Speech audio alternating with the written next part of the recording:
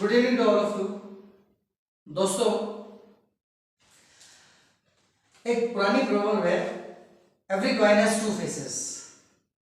वो लाइफ में भी लगती है कि हर बात के दो पहलू होते हैं, प्लस और माइनस। वो माइनस जो है वो सबसे पहले आके खड़ा होता है। माइनस एक टर्म होता है जो कि विवाद की तरफ इशारा करता है, और प्लस उस विवाद से बचाव की तरफ या उस विवाद वाली चीज को प्लस में लेने की तरफ इशारा करता है, पॉजिटिव में। And these two characteristics are called contradiction and corroboration. Contradiction मतलब विवाद और कोरबोरेशन मतलब सामंजस्य। स्टडी करने के बाद जो पॉइंट्स निकले, result today's video under the title of contradiction versus corroboration. तो हमेशा की तरह बोर्ड को 3 पार्ट में डिवाइड किया हुआ, हमेशा 2 में करता हूं। पहले में पर्सन्स क्वालिटी है, उसके ठीक बाद पॉसिबल कॉन्ट्रडिक्शन, संभावित विवाद, और तीसरा है एडवाइजेबल कोरबोरेशन। कोरबोरेशन कैसे किया जाए इसकी सलाह, एडवाइज्ड कोरबोरेशन या एडवाइजेबल कोरबोरेशन। तो कैरेक्टरिस्टिक्स मींस पर्सन्स क्वालिटी, एक के बाद एक। Let me discuss it one after the other, quality after quality. So first one, concrete thoughts. concrete thought, बिल्कुल दृढ़ विचार, ये है आदमी के अंदर। सबसे पहले कॉन्ट्रडिक्शन क्या खड़ा होगा इससे? कोई कॉन्क्रीट आइडिया है, अगर कॉन्क्रीट आइडिया है तो may impose the ideas over others and bring down the high standard। अपने आइडियाज को सामने वाले पर थोपने की कोशिश जरूर होगी, हो सकती है, and by this way bring down the high standards. उसके हाई स्टैंडर्ड अपने आप नीचे आ जाएंगे, जहां उसने इंपोज करना शुरू किया, थोपना शुरू किया। इसका एडवाइजेबल कोरबोरेशन क्या है? हाई स्टैंडर्ड्स हैं, बाकी सब चीजें छोड़ दो, बात कर रहे हो कम खुद बोलें और ज्यादा सुने। इसके अलावा एक सबमिसिव थैंक्स सबके लिए होना चाहिए। By listening other, advisable corroboration by listening and thanking others. सुनिए और सबको सबमिसिव होकर धन्यवाद दीजिए, and bring up the high standard. अपने आप आपका हाई स्टैंडर्ड हायर साइड में ही जाएगा। कोई ये नहीं सुनेगा कि यार कैसा आदमी है। Very simple. And these all advisable corroborations required one thing, that is none other than self-control. Second one, reliance on capacities. अपनी क्षमताओं पर भरोसा।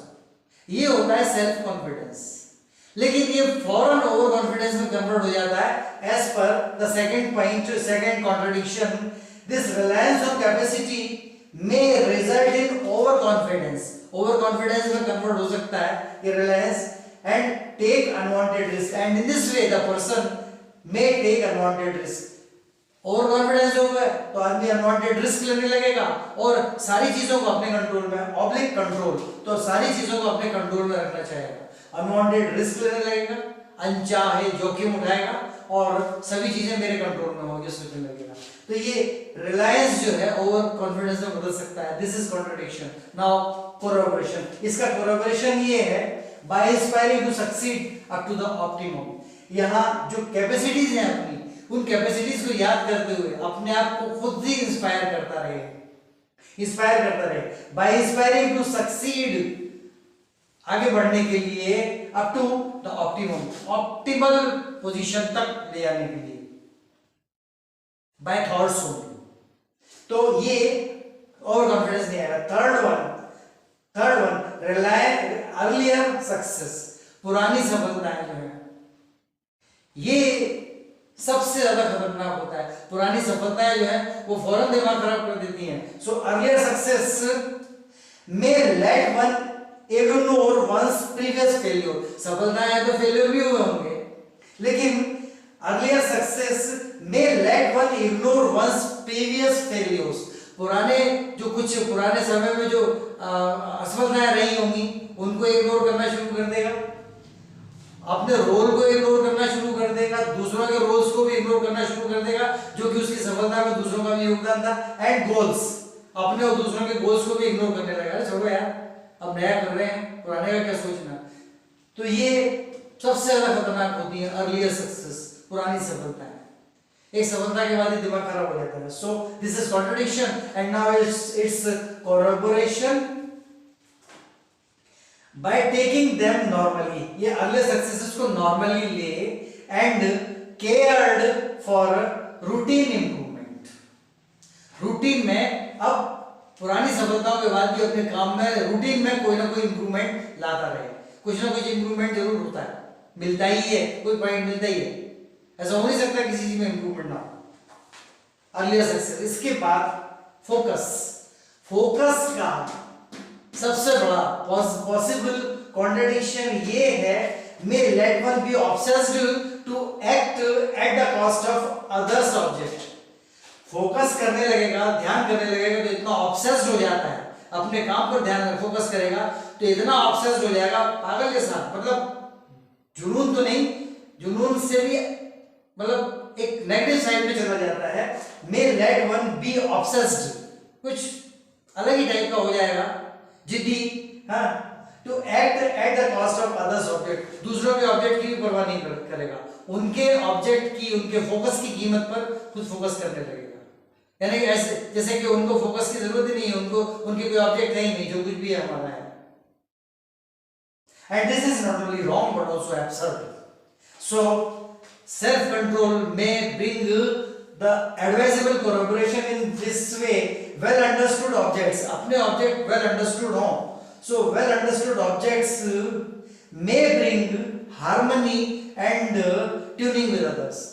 अपने ऑब्जेक्ट्स अगर वेल अंडरस्टूड हैं तो दूसरों के साथ हार्मनी यानी भाईचारा और उनके साथ ट्यूनिंग ये अपने आप बन जाएगी।